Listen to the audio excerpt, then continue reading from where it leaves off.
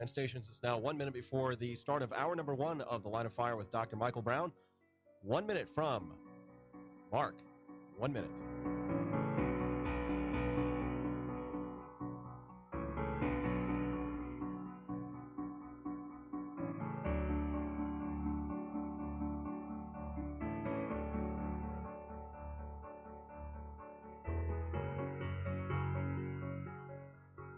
And stations now the final time check before the start of hour number one of The Line of Fire with Dr. Michael Brown. 30 seconds until hour number one from Mark. That was our final verbal time check for The Line of Fire with Dr. Michael Brown. We'll have a long tone at 10 seconds before, followed by a short one at 5 seconds. Have a great afternoon, everybody.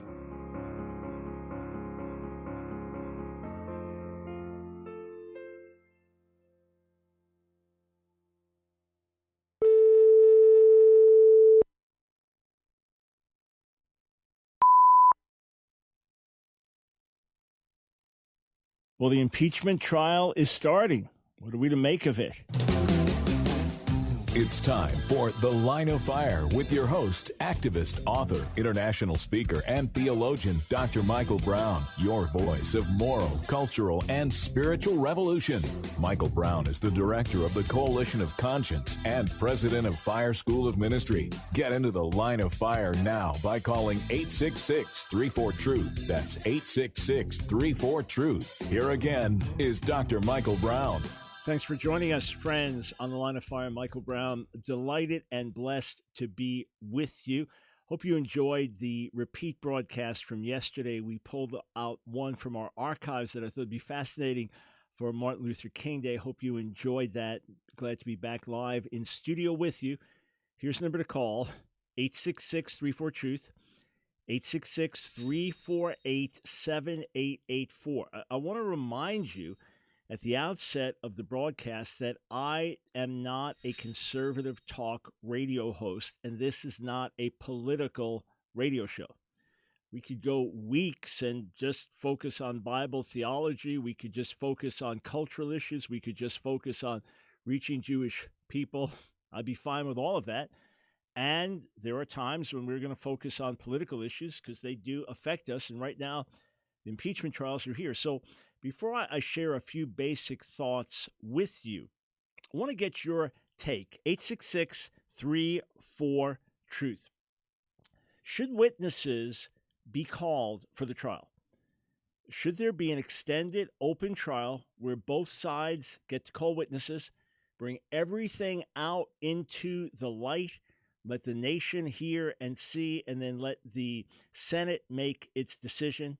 Or is it best that this is done quickly, that the whole impeachment process has been a witch hunt to start, that everything should just be dismissed, there should be an immediate acquittal, things done quickly behind closed doors? What do you think? Are witnesses important to bring everything into the light? Do you call for witnesses when you've got nothing to hide?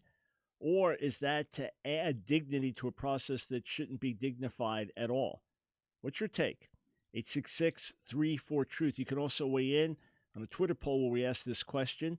So that's at Dr. Michael L. Brown. Make sure you get two L's in the middle there. Dr. Michael L. Brown on Twitter, or our Ask Dr. Brown Facebook page. We've got a poll running there. I wrote an article with an interesting title. It is this: The Democrats, the Impeachment, and the Fable of the Scorpion and the Frog. So I want to give you this perspective. It is clear that largely what is happening right now in D.C. is driven by partisan politics, that the Democrats are overwhelmingly pro-impeachment and the Republicans overwhelmingly against impeachment. And there's no surprise in the degree that this is a partisan political issue. But here's a question to ask yourself. If you're a Democrat in the House and you are 99.9% sure that when it gets to the Senate, that the Senate will say, okay, that's it, Trump is acquitted. Either the whole thing thrown out or more likely he's acquitted. You know that's going to happen. So in other words, you're not going to succeed in removing him. Why go ahead with the impeachment?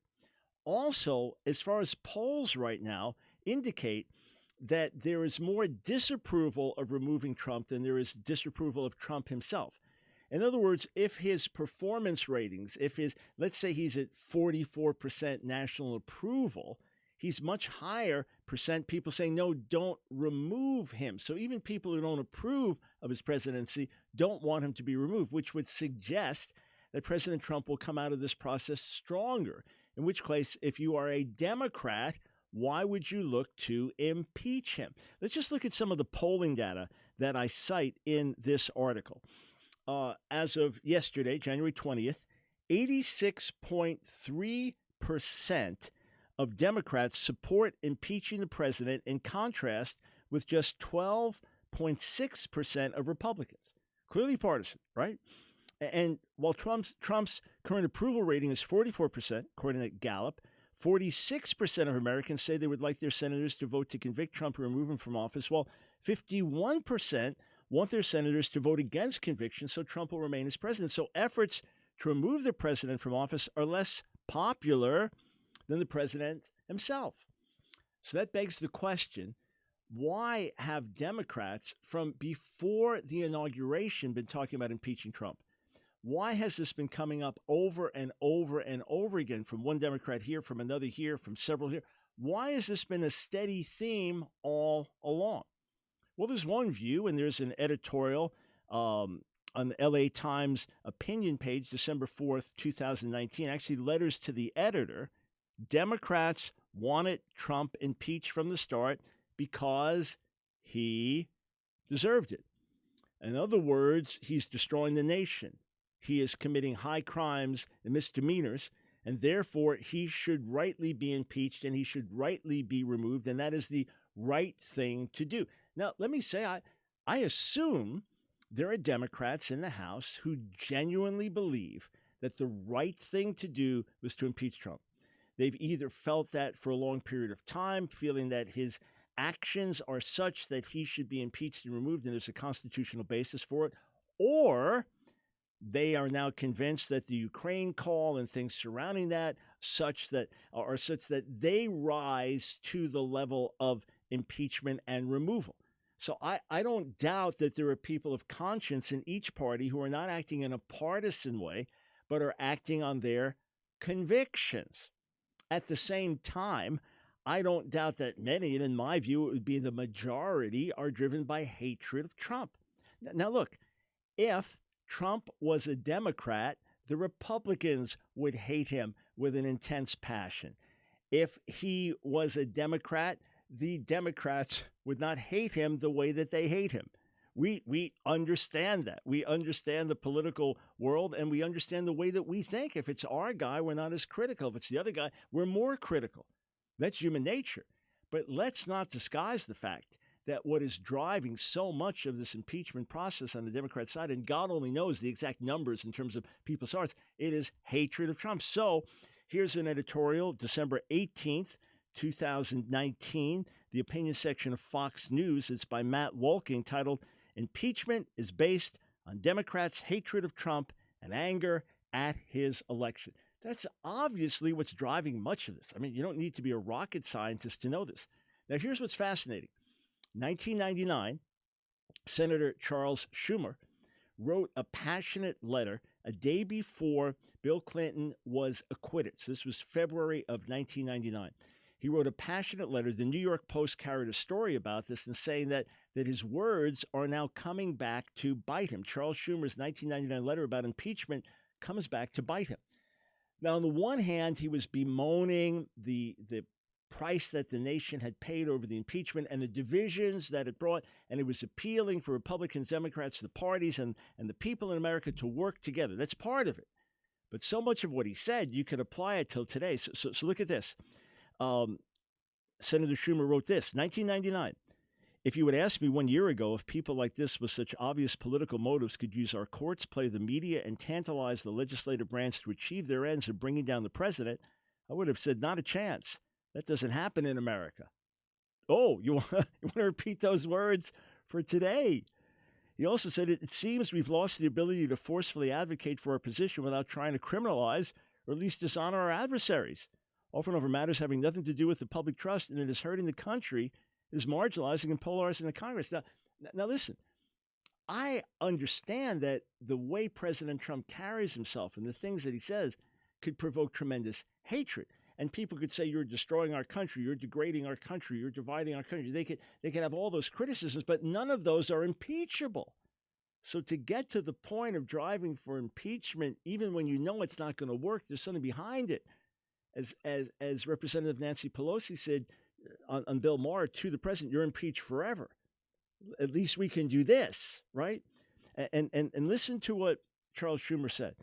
Even though he closed his letter with a call for unity, he said, it has shaken me that we stand at the brink of removing a president, not because of a popular groundswell to remove him and not because of the magnitude of the wrongs he's committed, but because conditions in late 20th century America have made it possible for a small group of people who hate Bill Clinton and hate his policies to very cleverly and very doggedly exploit the institutions of freedom that we hold dear and almost succeed in undoing him.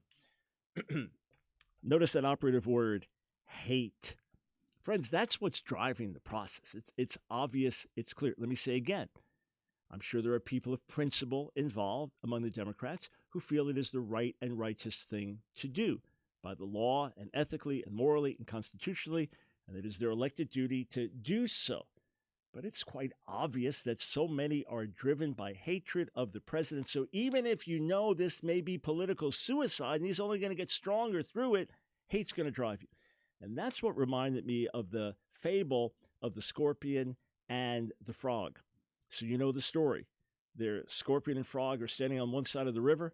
And the scorpion asks, can I ride on your back, to the frog, across the river? Because that's the only way I can get across. And the frog says, why would I let you do that? Because you're going to sting me. And if you sting me, I'm going to drown. And the scorpion says, well, why would I sting you? Why would I sting you? Because if you drown, we both drown. So the frog thinks it's good reasoning, gets the scorpion on his back, starts to swim across the river, and the scorpion stings him. And now the frog's drowning, about to die. Why'd you do this? We're both going to drown. I'm a scorpion. It's my nature. So that's what's happening now. Partisan politics, both sides? Yes, absolutely. People acting with just political motives on both sides? Yes, absolutely. But what is largely driving this impeachment process, which is not the will of the people in terms of most Americans wanting President Trump removed, and many would say does not have legal or constitutional grounds, and even from a political viewpoint, could well backfire and make President Trump even more popular and stronger after this and make the Democrats look even worse. Why do it? For some, it's principle. But for many, there's no question, it is hatred of the president. Do you agree with me? Do you differ? Call in 866-348-7884 and let me know if you think that witnesses should be called. During the impeachment process, I said, hey, why do things behind closed doors? Be open. Let everything be known publicly. I understand certain things have to be done behind closed doors, maybe discussing rules and procedures and things like that and debating that out. But otherwise, why not bring everything out to the surface? Do I feel the same way now that there's a trial? Do I feel like everything should come out, witnesses on both sides, or is that just going to drag us further down a useless path? Good questions. 866-34-TRUTH.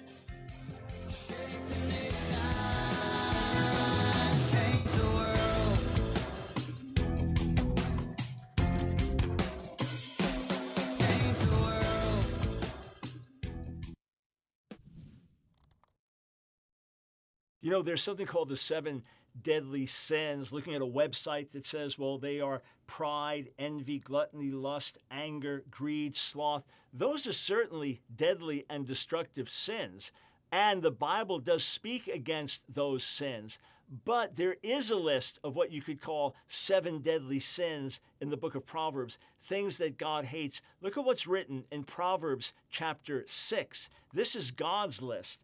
There are 6 things that the Lord hates, 7 that are an abomination to him. Haughty eyes, well, that ties in with pride, doesn't it? A lying tongue, and hands that shed innocent blood, a heart that devises wicked plans, feet that make haste to run to evil, a false witness who breathes out lies, and one who sows discord among brothers. Can I encourage you to meditate on those words? If these are things that God hates, we should hate as well. Some of them seem so overt, hands that shed innocent blood. But does that tie in, say, with abortion? How should we view that? Or what about someone who sows discord among brothers and sisters? That happens all the time through our loose tongues and through the things that we share online and with one another. We sow discord among brothers. That is something that God hates. Haughty eyes. Maybe we think too highly of ourselves. Yes, the common list of 7 deadly sins, they're wrong, they're ungodly, they're deadly. Scripture speaks against them. But look at this list in Proverbs 6. Examine your own life against it, and then seek to develop character qualities that go in the opposite direction. So rather than doing things that God hates, you'll do things that God loves. And as you do, your life will be blessed, and you will be a blessing to others as well. Oh God of burning, cleansing flame, send the fire. It's The Line of Fire with your host, Dr. Michael Brown. Get into the line of fire now by calling 866-34-TRUTH. Here again is Dr. Michael Brown. Thanks for joining us on the Line of Fire, 866-34-TRUTH. Let me just look at the polling data thus far. I asked this right before the show started. Do you believe that witnesses should be called for the impeachment process? On Twitter, we've got 48.8% saying yes, 37.1% saying no, 14.1% saying unsure. On Facebook, it is 46% yes, 54% no. Isn't that interesting that you've got both social media audiences of folks who follow me, but the demographics are different, so the results of polls are often different. Very interesting. What's your view? 866-34-TRUTH. And before I take your calls and get into a discussion about this, let me say this. Wherever you fall on this, wherever you fall on the political divide, in terms of whether or not you agree with my positions here, or your overall view of the president, all right? If you are a blood-washed brother or sister in Jesus, you say, what do you mean blood-washed? Well, then you're probably not if you don't know the terminology, right? If you are a born-again fellow member of the family of God, if the Word of God is your authority, if Jesus is your Lord, we are brothers and sisters. And we in the Lord have the solution to America's problems. We in the Lord are called to make a difference. We in the Lord are the key for the direction of America.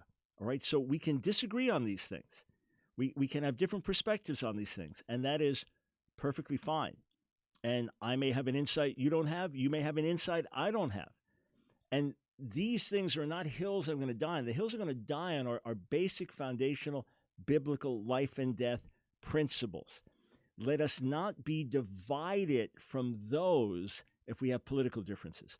Because if there is going to be a gospel-based moral and cultural revolution, it's going to come from us. The White House, Congress, Supreme Court, other institutions, they play a role, but primary change is going to come through God working through you and me, through revival coming through you and me that leads to awakening in the society. So I want that always to be our focus. And when I do talk about political things, ultimately I do my best to bring perspectives and to pray and think about these things and try to bring some kingdom wisdom without becoming partisan in my politics, because I do not put my trust in the political system. I put my trust in the one living God. 866-34-TRUTH. Let's go over to Fail in Greensboro, North Carolina. You're up first. What are your thoughts? Yeah, hi, Dr. Brown. Happy New Year. Happy New Year. I would like to say, first of all, I think that the prologue that you just quoted is basically totally wrong. Okay. Number one, you start out with the word hate. And that's a strong word to use when you don't know a person's heart. And then number two, I think that with the Democrats, it's not so much that they hate Donald Trump. I think we should stop saying that as Christians, as a born-again believer. We should start using that terminology. They hate Donald Trump.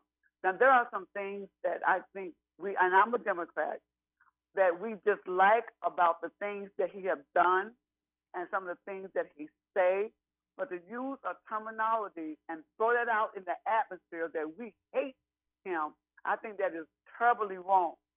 And we don't know a person's heart. So what would be evidence? What would be evidence of hate? Doesn't the Bible say that out of the abundance of the heart the mouth speaks? Right. So what would be evidence? Yeah, I agree with you. We don't know hearts. That's why I talk in terms of some and many, and God knows hearts. But what would be evidence of hate? How could we see that there is hate? What do you think? How can you see that there is hate? Because I'm not using that terminology.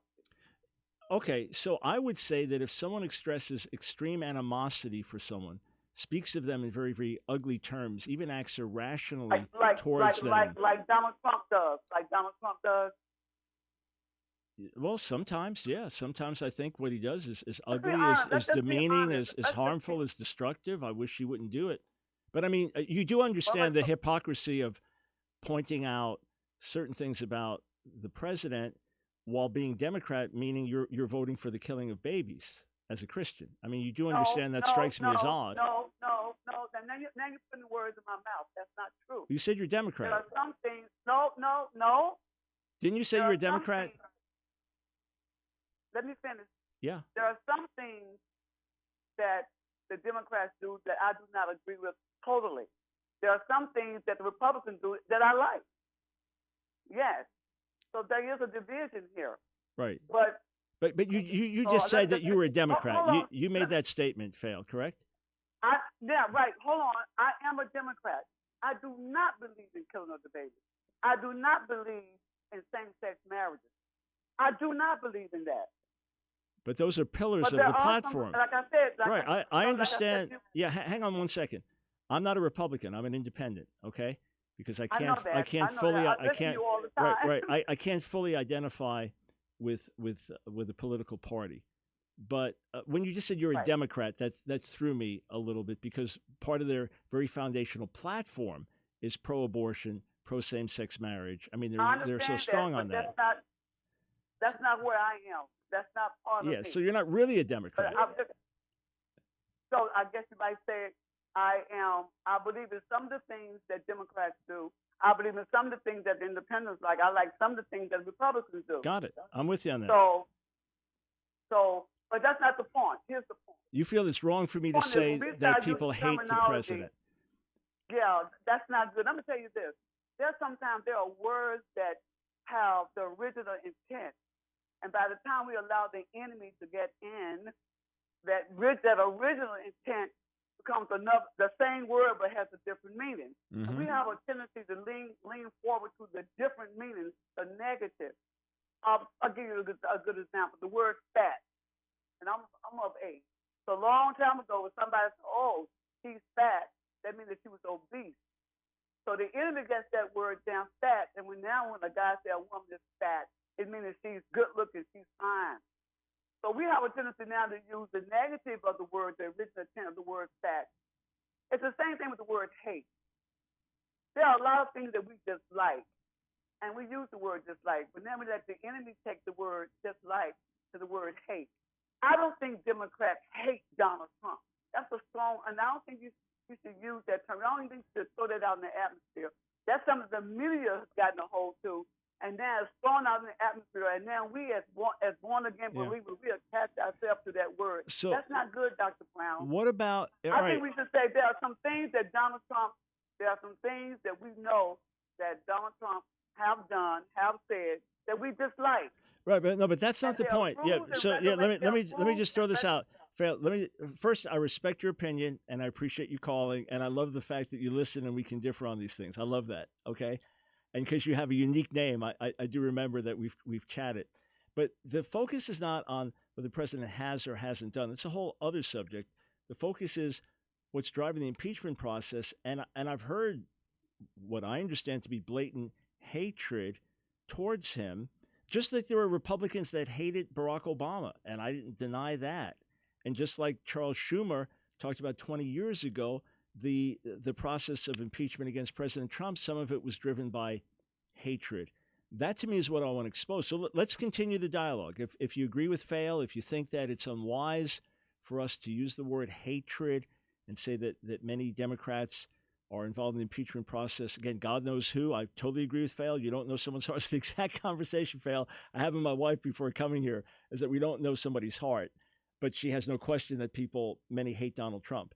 So do you agree with Fail? Do you think that's bad terminology, that I'm just kind of picking up what the media is saying and playing into it as a follower of Jesus, which is unwise, or that there is blatant hatred of Trump and that's what's driving so much of the impeachment process? Hey, thank you for listening and weighing in and differing with me. I honor that, and I respect that, and I appreciate it. 866-34-TRUTH. Let's go to Raleigh, North Carolina. David, what's your take on calling witnesses for the trial? Well, I think that we need all the witnesses from both sides. Mm-hmm. Even call the Bidens if you want to, but that's what Maxine was. We just need to hear the truth. Could you think of a reason, David? You're just cutting out for a second. Hopefully we can hear you. Sure. Can you give me a reason why we shouldn't have witnesses? It seems self-evident that, whatever, everybody wants everything to come to the light, so let's do it. Could you think of any valid reason not to have witnesses? No. If he is innocent, if I was on trial for something, I would want witnesses. I would want people to come forward. Yeah, I feel the same. Trump has stopped a lot of people from testifying, and people who've had subpoenas who haven't gone forth. And people were not in favor of Nixon's impeachment until after the trial got going. And then even the Republicans said, there's so much here that we would have to vote to impeach. So he resigned. So I don't think, and I can't believe there's not more reason to impeach him, more articles to just do, like the annulment clause. Yeah, and David, Nancy has been very. Yeah, I've got to break, David, so I got to jump in. But do you agree with David, or do you agree with the president's lawyers who say there's no basis for this? It should be completely thrown out. It's a travesty. And to call witnesses is to impair the White House's ability to function. What do you think, David? Thank you for weighing in. 866-34-TRUTH.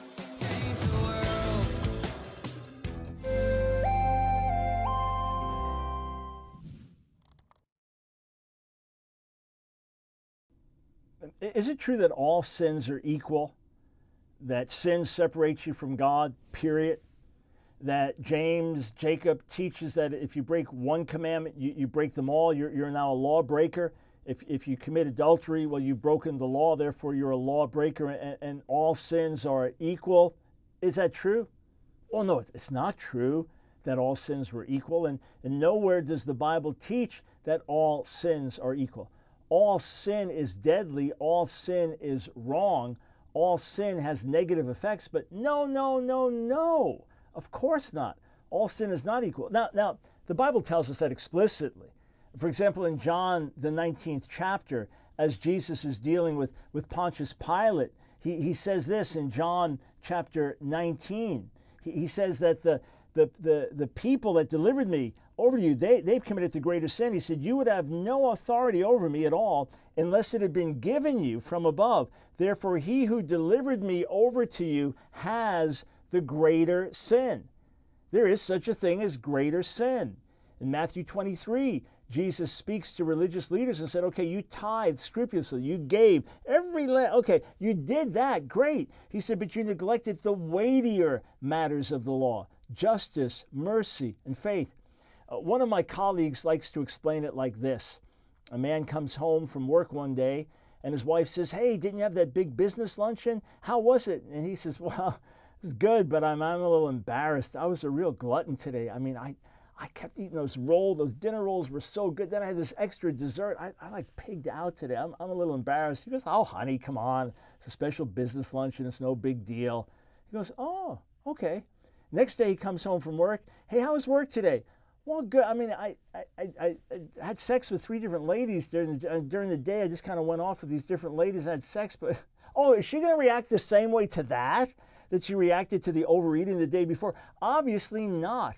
And when you go back through history and look at how God judges Israel, he doesn't judge them because I had a wrong thought.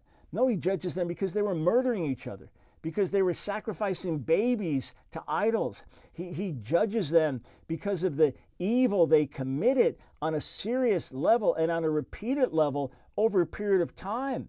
Which is worse? If I think a wrong thought about someone, or if I carry out that thought and then I carry it out repeatedly? Obviously, all sins are not equal. Jesus died for all of our sins because sin, period, separates us from God. But no, all sins are not equal. Common sense tells you that. The Bible tells you that as well, even speaking of some sins that are unto death in a unique way.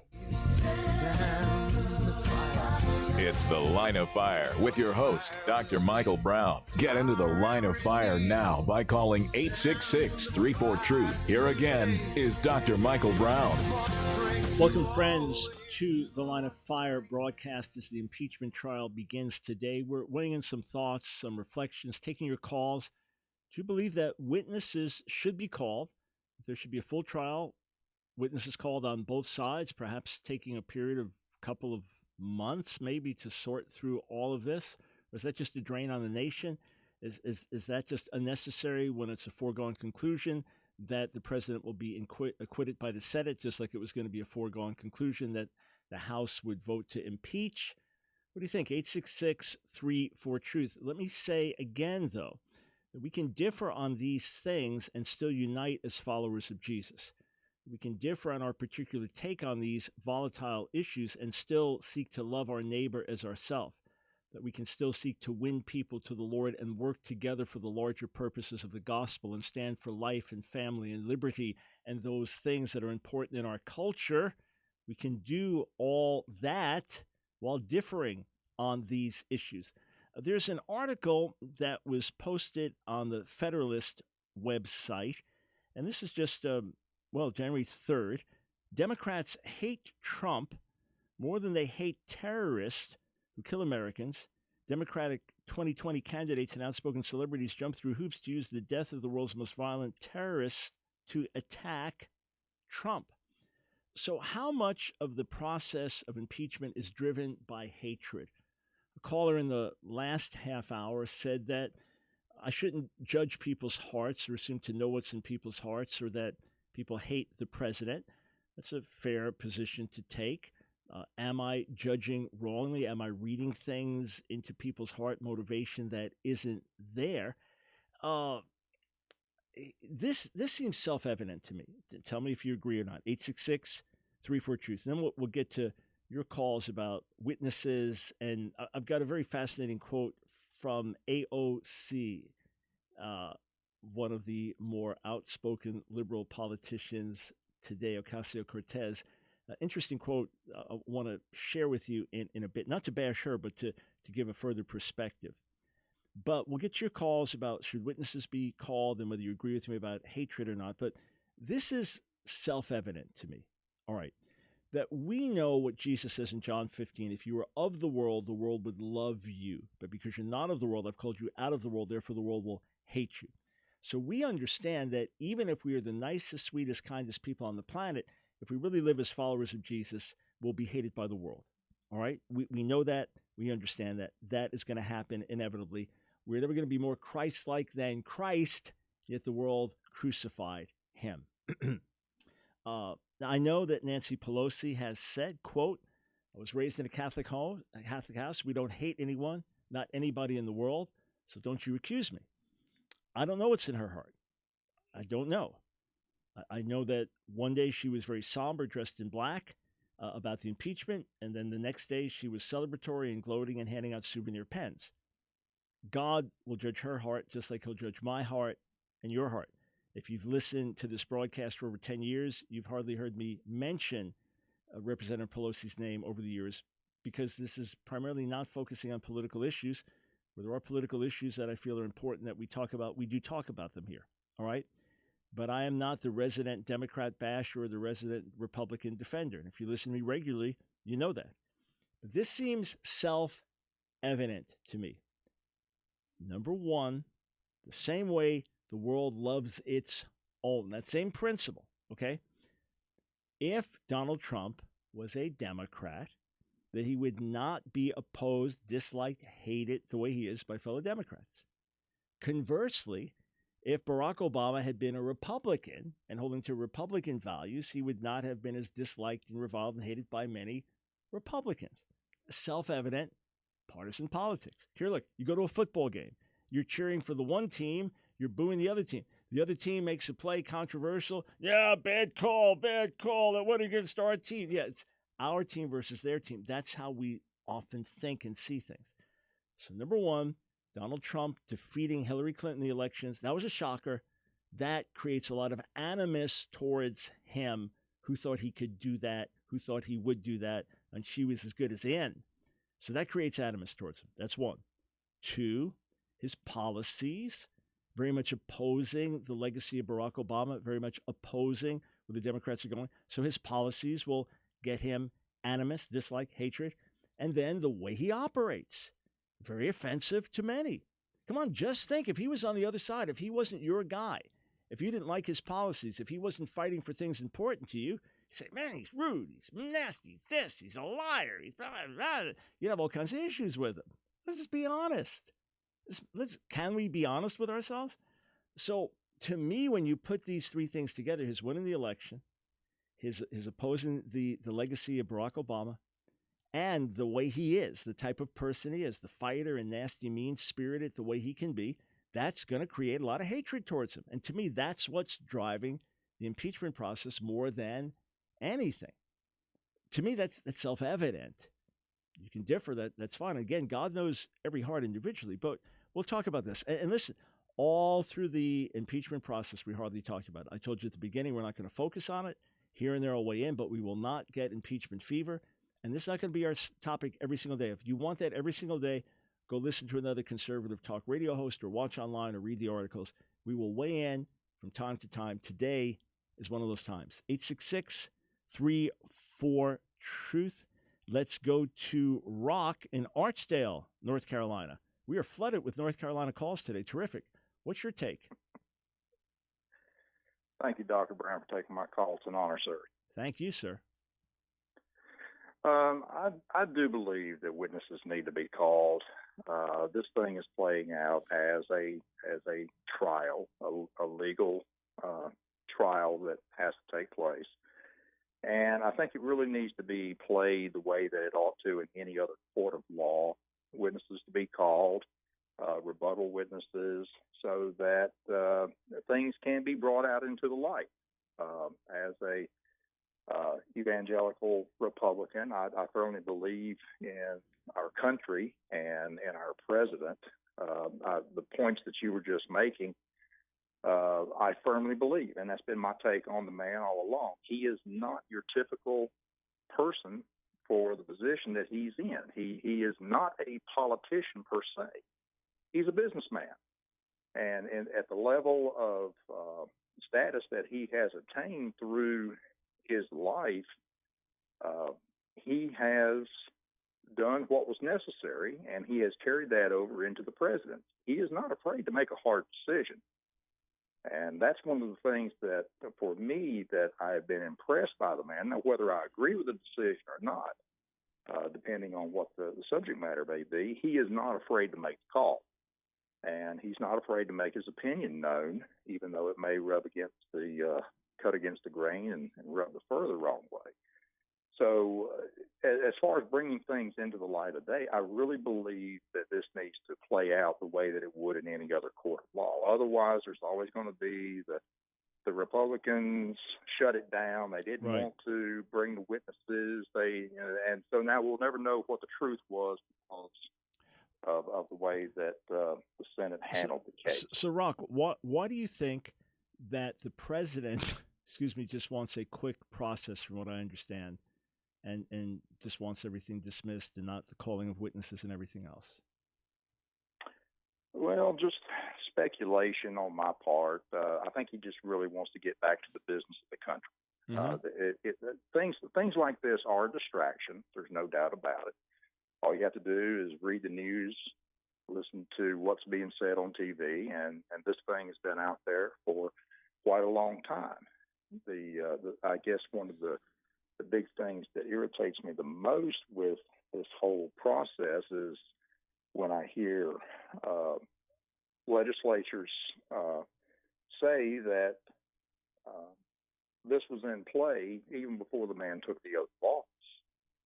So he was not supposed to win the election in their eyes. This was a total upset, and this obviously caused things to either, in the Democrats' eyes, to be delayed, their programs, their policies, what the expectations were if Hillary Clinton had won. And I think he just wants this thing to go away. Got it. And he just wants to get back to the business of the country. All right. Hey, Rock, I appreciate you weighing in, laying things out. Do you agree with Rock's position? What's your take? 866-34-TRUTH. Let's, flood it with North Carolina calls. Statesville, North Carolina. David, welcome to the Line of Fire. What's your take? Yes, sir. Thank you for taking my call. Go ahead. Yes, sir. Thank you for taking my call. Yeah. Go ahead, please. My biggest question, and actually it's a short one, is the whole thing should be thrown away. I'm wondering how many tax dollars have been spent trying to round him up and get him out of office since he took office. How many tax dollars? That seems to be eluding everybody's mind on that level. If they look at anything throughout our entire history in our government, none of them have been not corrupt. They have all done something that's going to cause some type of eye or eyebrow to be raised, and somewhere there's corruption. You know it. I mean, that's just how it is. Every common person, blue collar worker, whatever. I'm not the most politically intelligent person on the planet by no means, but the big picture is leave the man alone. It's obvious that he has made this country better. Economy, job, unemployment rate. He has not done it with flair, but the man's got guts. And he stood up for what he needed, what he believed in, and he's made it better as far as trade deficits, as far as, our country being even with other players instead of bowing down to them. Got it. So to go on, right, in your view then, to go on with an extended trial and to call witnesses is to needlessly dignify a process that never should have happened, and then to further drain America, to drain the Congress from doing what it's supposed to be doing, to waste more taxpayer money. Why even engage in it? Hey, David, I appreciate the comments very much. Thank you for listening and calling in.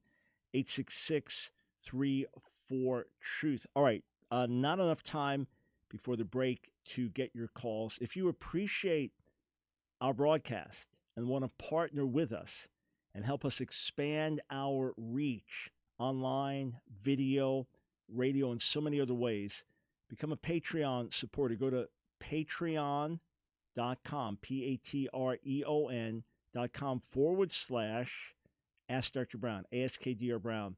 When you do, not only do you partner with us to shape and shake the nation, but you get 2 bonus videos a week. That's just for pennies a day, $10 or more per month. So join us, patreon.com /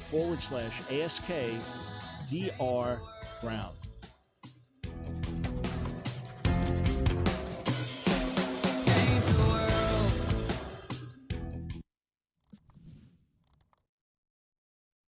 It's one of the 10 commandments, but what does it mean? You shall not bear false witness. Friends, this is something tremendously important in God's sight. It is when we testify to something that is not true against a friend, a neighbor, against an enemy, against a coworker. It is when we speak falsehood against someone else. It is damaging, it is ugly, it is destructive. Many of us just think of doing this in a court of law. Many of us just think, well, this doesn't really apply to me because I haven't been called as a witness. But friends, we violate this sometimes on a daily basis. We post things that are just hearsay. We repeat things. We share memes that are catchy but not necessarily true. We see something reported in the media, and if it's against someone we don't like, we go ahead and share it. We hear some rumor, some gossip, we repeat it to someone else. That is bearing false witness. We are called throughout the scriptures to speak the truth in love. We are told that when words are many, transgression is not absent, that we should have a filter on our hearts and on our lips, that we should be careful what we say, that we should be children of the truth, in the spirit of the truth, speaking the truth in love. Bearing false witness destroys lives. Bearing false witness can harm someone, and the harm can sometimes be irretrievable. When we post things irresponsibly, when we say things irresponsibly, when we get words out that are not true about others, it can damage them, it can hurt their families, it can hurt their legacies.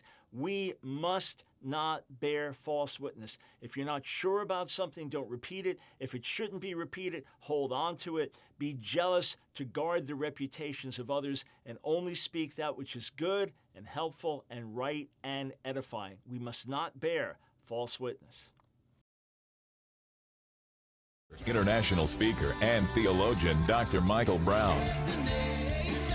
Your voice of moral, cultural, and spiritual revolution. Get into the line of fire now by calling 866-34-TRUTH. Here again is Dr. Michael Brown. A few months ago, I was doing a radio interview on a secular station, and we were talking about transgender issues and other things like that. I was asked to come on and talk about that. At a certain point during the interview, I realized that it sounded as if my host, himself or herself, I forget exactly who I was speaking with, was trans. And when I began to explain some of my positions, the interviewer expressed complete shock, was unaware that people still held to these views. Now, in my world, that's the normal view.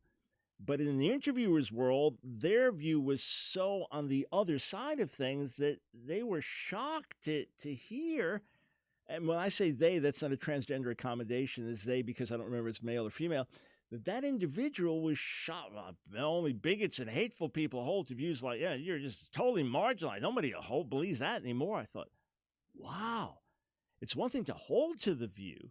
It's another thing to think that your view is the view and virtually the whole society agrees with it.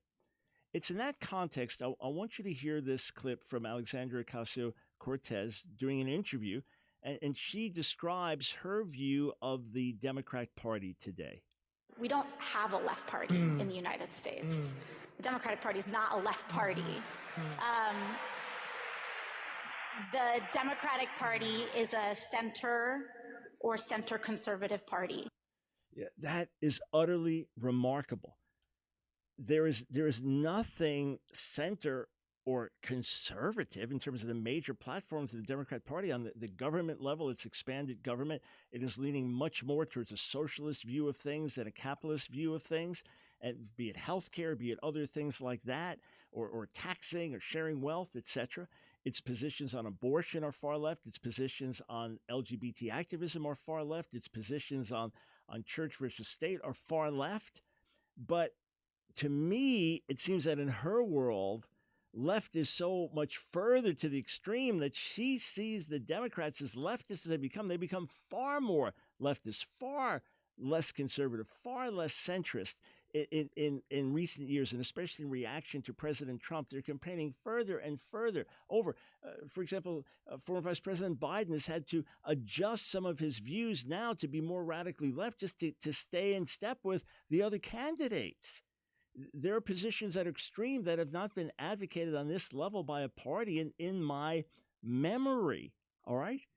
So to me, that just reflects that in her circle, her worldview is so far to the left that she could see the Democrat Party as left-leaning as it is now as center conservative. That tells you something. 866-34-TRUTH. Back to the phones.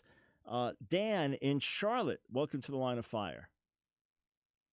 Hey, Dr. Brown, thank you for taking my call. Yeah, my comment was a lot more on the kind of the Trump impeachment and going, if we say we're really about truth, why wouldn't we be allowed to call witnesses there and really get this as a matter of record? It really seems that, the media on both sides is like, depending on which side you want to agree with or happen to believe, has a lot of different opinions one way or the other. Let's have everybody call witnesses, get it on the matter of public record, where if anything is actually found to be not truthful, then there are penalties for doing that. Because, we also have to stop saying, it was like, even coming from a conservative background as a part of a church, we've got to stop saying things like Trump is a non-traditional candidate. If we're being the most truthful that we can be, you can agree with some of his policies and you can agree with some of his decisions to do that with a conservative mindset, but you also have to understand the man is a pathological liar, and there's kind of a consequence to be paid for that, and we're seeing that as far as a reaction on the left. I can agree that some of that might be an overcompensation, but to say that there's not a reason to dislike Trump, that's it's a bit hard from a Christian perspective as well. Got it. Hey, Dan, thank you for weighing in loudly and clearly. 866-34-TRUTH. Let's go to Helena in Virginia. Welcome to the Line of Fire. Thank you. I want to say, first of all, I'm a Christian lady, and I am so tired of all of these politicians rubbing everybody's back and doing stuff for each other. Here's a businessman that knows business, and he's doing a good job, and I know the Lord's going to bless him if that's what the Lord wants. That's it. Got it. Hey, thank you for weighing in. 866-34-TRUTH. Let's go back to North Carolina. Winston-Salem. Richard, you're on the Line of Fire. Hey, Dr. Brown. Thanks for taking my call. I'll try to be brief. I just would like to say, and I agree with you, and you've always been really fair-handed about, we're not going to legislate spirituality. Christians just need to do what God's called us to do, and if we as Christians do that, the other stuff will take care and fall into place. But I do want to say, because there was a lady, it was a Democrat earlier, talking about, the word of hate and all that. Mm-hmm. Democrats have said this time and time again, over and over again. And just like you were saying to her, well, this is what your party stands for, but then you're going to say, well, you're not standing with your party because this is clearly what they say. And I just want there to be fairness about it. If they want to call witnesses and everything, that's fine. Let it be that way. Because I always say, it's easy to believe a lie. It's easy to believe a lie. It takes courage to believe the truth. But when you have someone like Alan Dershowitz, who's a law professor and a liberal, when a man like that comes up and says, there's no grounds here for impeachment. I mean, those are his words, not mine. Right. And some of this, it just goes back to the beginning. Since the beginning of, whether you like Trump or not, you have to admit that from the time he was elected, people have been trying to get rid of him. Right. And yet he's been able to press through, do all these things, and has he been given a fair shake by the media? No. First, it's the Mueller report, and the election was rigged, and this and that and the other. And he just keeps, pressing on, and I'm not defending him either. But I think if you look at everything as a whole, the guy has not been treated fairly, and this just seems to be the whole Democratic strategy is just be anti-Trump. We don't have anything positive for America, but we're just anti-Trump. Got it. Does that make sense? Yeah. Hey, Richard, thank you, sir, for weighing in. I appreciate it. 866-34-TRUTH. Let's go to Browns Summit, North Carolina. Noah, you're on the Line of Fire. Yes. Yes, sir. Dr. Brown, thank you for taking my call. After the Kavanaugh hearings, his confirmation, I think fairness was thrown out the window. So we all know, even after this trial, it doesn't really matter. They'll just it'll be something else and something else. So to me, I think, like that, when it comes to fairness, talking about people being held accountable for standing on, making false statements, that's like I said, just from that circus, from that Kavanaugh hearing, watching that, I don't think the president will ever get a fair shot as far as that goes. It'll be something else. So, I mean, I like to say to be able to call witnesses and, you know, just be fair all about law, but I don't think it's ever going to happen, to be honest. It's going to be one thing after another. So, got it. Just where we're at. Yep. All clear. No, I appreciate that. And that then would be the answer for why not call witnesses. Why not go through with that whole process? Because the whole thing becomes a circus and it just ends up being used for partisan politics and it doesn't really accomplish anything. Hey, Noah, thank you for weighing in. Let's go to an anonymous caller from South. No, we won't go there. Again, please, everybody listening, watching, taking this in, please hear me. If you are my brother or sister in the Lord, if you will be with the Lord and with me forever, then we're in this together, all right? And God has a strategy for his people which transcends politics. It doesn't omit politics, but it transcends politics. So let us refuse to give the enemy a foothold. Let us be able to say, yeah, I differ with you. Like a caller earlier, our sister Fail, we differ. If I saw her, I'm sure we'd have a warm embrace. Praise the Lord, as brothers and sisters, you know, hearty handshake. Great to meet you. And we could talk about the things of Jesus. So let's not allow the enemy to get a foothold here. Have your differences, even have them deeply.